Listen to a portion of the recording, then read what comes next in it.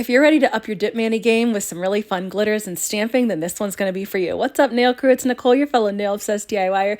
Today we're using this super fun chunky glitter that has all kinds of different irregular pieces, and then we're going to do some stamping, and it is for my favorite holiday that I do my nails for, Halloween. If you know my family, you know we are a Halloween obsessed family. We start decorating for Halloween at like the end of August, especially my youngest. He would leave Halloween decorations up all year. Some of our house is decorated for Halloween basically year round. We are going to jump right into the mani, starting off by doing this gorgeous white. It's not a stark white, but it's not a jelly. It's like an in-between white that's not super bright, and it's absolutely gorgeous. It's perfect for doing stamping over it. It's called Don't Go from OG Dip Powder. I did 2 layers of this over. I have a base of builder gel, and then I have a peel base on over top of that. I like to keep my peel base on since I like to do my nails at least once a week, sometimes twice, depending on how much time I have. When I use peel base under my dip manis, I like to use a layer of dip base and apply that over my whole nail before I start applying my dip powders. Then that allows the dip powder to apply a little bit more evenly. Now, you can see when you're using a lighter color like this, if you did a good job applying the peel base evenly or if you did not. So you can see on my ring finger, I did not do a great job applying the peel base evenly, which was extra incentive for me to stamp over these 2 nails since I didn't do that great job of applying the peel base evenly. Now, I don't know, I was a little bit off on doing the white for this mani. I'm not really sure why. Like I missed part of the sides in my nail. I don't know, sometimes, you know, like I've said, I do my nails late at night. If you watch any of my other videos, you know I talk about this a lot. I do my nails late at night when my kids go to bed. So sometimes they get a little bit crazy looking because I am tired and I probably shouldn't do them late at night, but you know what, mom life, like what are you gonna do? Sometimes you have to do nails late at night. Whenever I'm dipping a solid color or a shimmer, and then I'm also using glitters, I like to dip those solid or shimmers first and then apply clear dip powder over top of them to protect the color, and then I'll go through and I'll activate. And I do this because, as you can see, I'm a pretty messy dipper. If I don't dip through the clear dip powder and then activate, I tend to get my glitters all over the place and get them on my solid or shimmer nails, which I absolutely do not want to do. So doing it this way, where I dip through clear on those and then activate, has been so much better for me. Now, this glitter that we're going to use has these little, like, I don't know, some people call them tinsel pieces, and they can be notoriously hard to work with. Now, this one is actually surprisingly not hard to work with.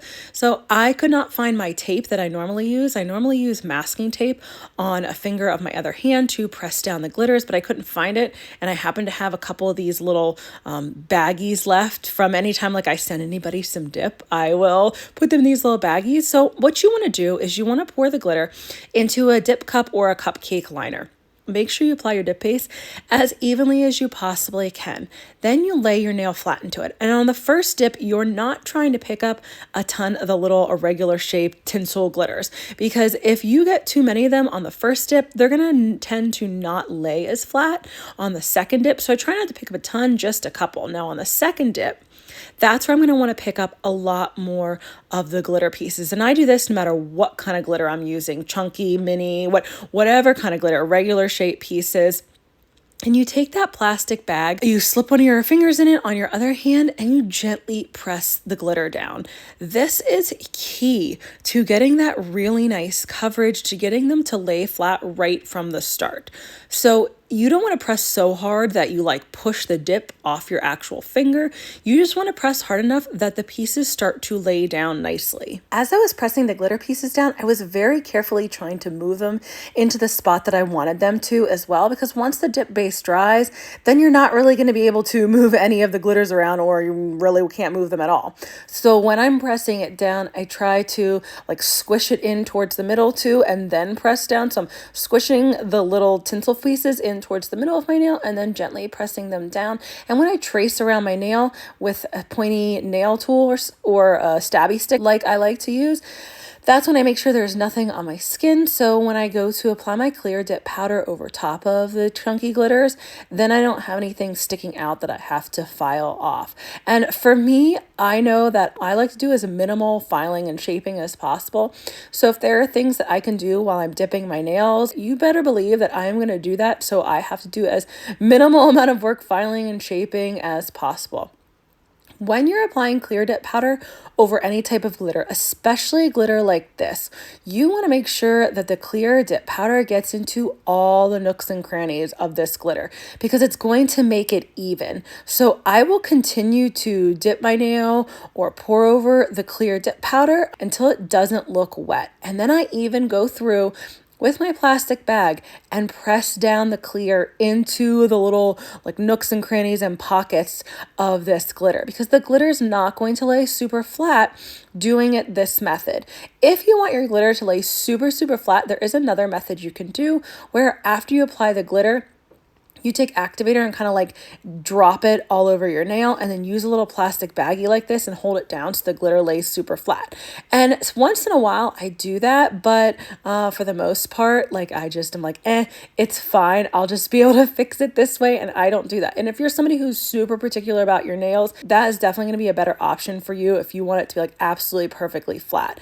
Now, since I was able to get it pretty dang flat and then applying the clear dip powder over, I was able to get into all the little nooks and crannies of my dip powder.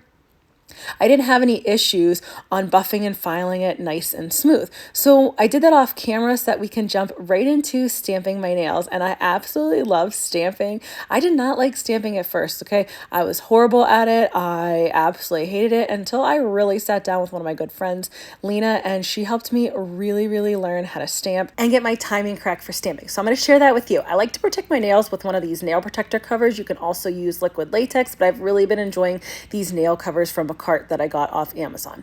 You want to apply the sticky base down to your nail first, and then take enough stamping polish that you cover part of the image, but you don't want to cover the entire image that you're going to stamp. I want to do this little web design in the corner and then have a spider also with the nail. I felt like it just went really well with the whole theme of the black and white and like these, kind of holographic tinsel pieces. Whenever you're stamping, you don't want to do a million swipes. If you swipe too much, your stamp is not going to turn out right. You are not going to pick up the image correctly.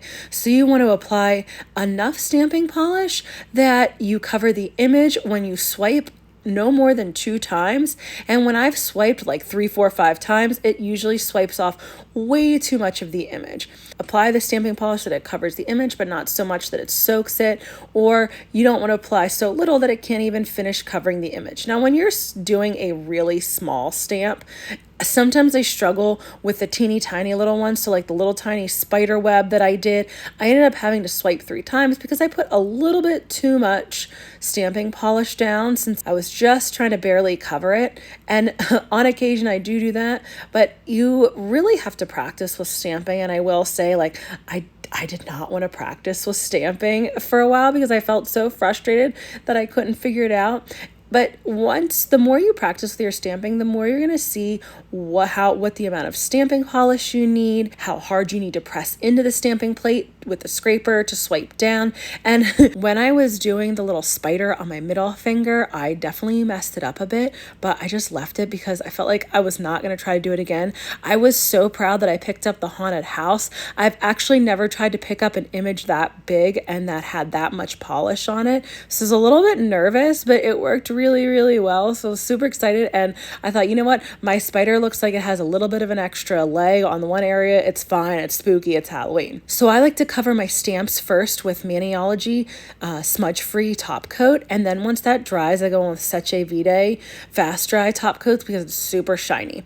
When you're using dip liquids to top coat your nails, and you're not going to be top coating over the nails that have stamp because you're using stamping polish and then nail polish top coat, you want to go through when you're doing your dip top coat and pretend on those nails that you're not actually putting the top coat on. So for every single step that you do, you pretend like you're putting either the activator or the top coat on those nails, because that's going to make sure that your dip top coat timing is correct. By pretending to do those nails with your top coating steps, that allows you to do your dip top coating on the rest of your nails. So that's been key for me to being able to use my dip liquids on my other nails when I'm doing stamping. If you're sitting here thinking, Nicole, I am so not ready to stamp, I'm still struggling with basic dip mayonnaise, make sure you go to the link pinned in the comments and in my description so that you can get my Dip Nails 101. It is the ultimate guide to dipping your nails at home, from prep to application to removal. It's over 45 pages of everything I've learned over the past 4 years to help